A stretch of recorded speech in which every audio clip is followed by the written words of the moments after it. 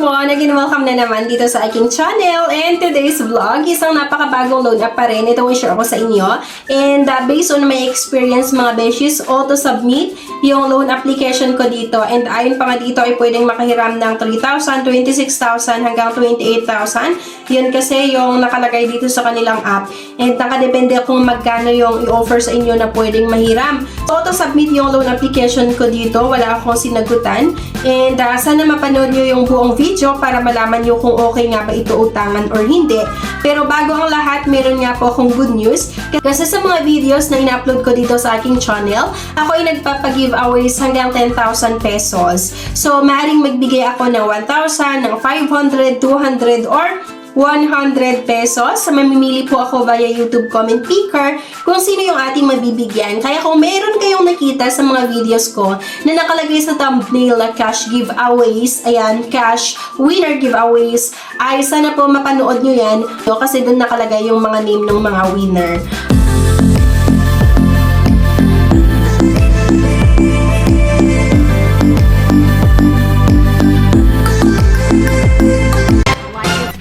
Subscribe, comment, and share.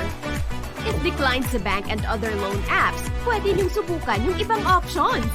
See the links sa comment section below. Disclaimer, try or apply at your own risk. Here nga mga beshies, ang isi-share ko na naman sa inyo itong Flavor Me. Nakita ko ito sa Blue App and dinownload ko siya. So ayan mga beshies, para makautang ay maglalagay na naman daw ulit tayo ng ating valid mobile number. And meron po tayong matatanggap na one-time password pagka-click nga natin ng send OTP. So, login lang tayo mga beshies at agad-agad, eto may nakalagay na honey loan. So, Flavor Me yung nakalagay sa Blue App na name nga nito na nakita ko sa kanilang ads. Pero, dito nga pala sa dulo ng aking loan application ay naging honey loan pala. Okay? So, dito ang personal references. At yun na yun. Under review agad-agad yung loan application ko. And nakakaloka lang ito mga beshies kasi 5,000 nga lang yung nakalagay na pwede kong mahiram dito na may 0.05% na interest. Kaso, naging 3,000 na naman daw dito sa dulo nga ng aking loan application. At yung 3,000 pesos mga beshies, hindi pa ito matatanggap ng buo. So, may nakalagay kasi na 3,000 pesos nga, honey loan 3,000 pesos na loan amount.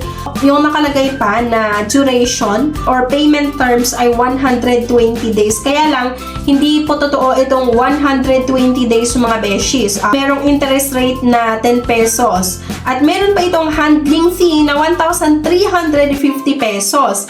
So, ang matatanggap lang or amount received ay 1,650.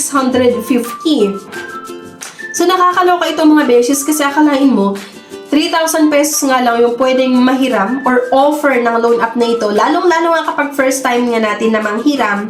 And then, meron pa itong ikakaltas na handling fee na 1,350 interest at meron pa itong interest na 10 pesos. So, bali, ang ipapadala lang nila na kay borrower ay 1,650 pesos lang. So, napakataas na naman itong charges or itong fee ng loan app na ito kaya hindi ko nire-recommend sa inyo mga besh. Okay? Hindi po ito makakatulong sa atin. Instead po, mas ilulupog pa tayo sa utang. So, isang loan app na naman na hindi magandang utangan pero kagaya nung paulit-ulit kong sinasabi na option nyo pa rin mga beshes kung itutuloy nyo na utangan yung loan app na nagawan ko ng aking honest review after nyo na mapanood nga yung video natin. Yung kagaya nga nito, di ba, ang nakalagay sa kanilang app or sa kanilang ads sa Blue App ay Flavor Me yung pangalan ng loan app na ito. Pero pagka-open ko nga nung app, naging honey loan pala.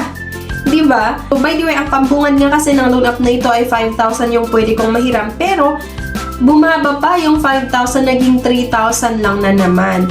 At napakababa nga lang yung offer na 3,000 pesos, hindi pa matatanggap ng buo. Kasi kakaltasan pa ito ng handling fee nga na 1,350 at interest na 10 pesos. So, ang matatanggap ko lang talaga ay 1,650 pesos, di ba? Pero kailangan kong magbayad ng 3,000 doon sa due date. Sabi kasi ng loan app na ito ay nasa 120 days or halos nasa 4 months yung payment terms. Kaya lang kasi dito sa pinaka-last part nga ng aking loan application, yung 4 months na yon or 120 days na payment terms ay naging 7 days lang pala. 3,000 yung naprubahan, bali ang matatanggap lang ay 1,650 dahil marami itong kinaltas na iba't ibang charges at kailangan bayaran yung buo na 3,000 pesos sa loob nga ng 7 days or within 7 days, di ba? So, isang loan app na naman mga besh na hindi ko ni-recommend nga sa inyo, hindi magandang utangan kasi mas lalo pa tayong ilulubog sa utang at mas lalong may stress pa tayo pagdating nga ng ating due date or kapag sa due date natin within 7 days ay wala tayong pambayad. Asahan mo na makakatanggap ka ng iba't ibang mga text messages at iba't ibang mga calls para i-pressure ka para nga magbayad sa iyong utang. Pero decision mo pa rin yan kung ida-download mo pa rin itong loan app na ito para umutang after nyo na mapanood nga yung video natin. So ano sa tingin nyo? Okay ba utangan itong Flavor Me or Honey Loan or hindi? Sana i-comment nyo po yan mga beshies at kung meron nga po kayong experience, maganda man yan or hindi sa mga collector ng loan app na ito. Halimbawa, nakautang na kayo before and naaprubahan ang inyong loan application, tapos due date nyo na or nag-post due ang inyong loan application pero wala kayong pambayad. Ano yung mga na-experience nyo sa collector ng Flavor Me or itong Honey Loan? Sana i-comment nyo nga yan para mabigyan natin ng babala nga yung mga iba na nagbabalak palang i-download yung loan app na ito para at least diba makatulong din tayo na mabigyan sila ng idea, ng babala bago pa sila makapag-apply din. Though, wala pa naman akong experience kasi hindi pa nag-post due ang aking loan application and hindi ko pa due date. Pero yun nga po sa mga may experience dito, sana i-comment nyo po yan. Anyway pala, gusto ko lang din i-share sa inyo na may mga nagme-message sa akin and nagko-comment sa aking mga videos na may mga nagpapautang daw sa Facebook or nagchat-chat sa Facebook na ginagamit yung name ko or ginagamit yung mga videos ko.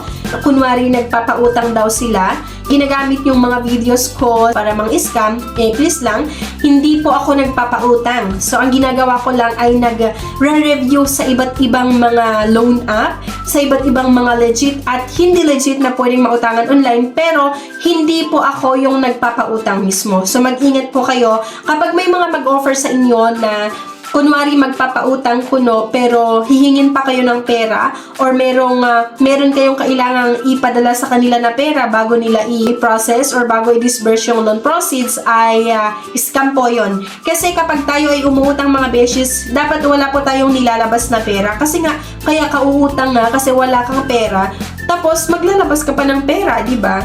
Please lang, huwag kayong maniwala sa mga scam na hihingan kayo ng pera bago i-disburse daw yung loan proceeds. Hindi po ako nagpapautang mga besh and nagre-review lang po ako. Nagbibigay ako ng mga kaalaman kung ano yung mga maganda at hindi maganda na pwedeng utangan. So yan lang, anyway, thank you for watching and ano sa tingin nyo? Okay ba utangan itong Flavor Me or Honey Loan? Ayan, so sana i-comment nyo po yan mga beshies. Thank you guys at see you sa aking next vlog. Bye-bye!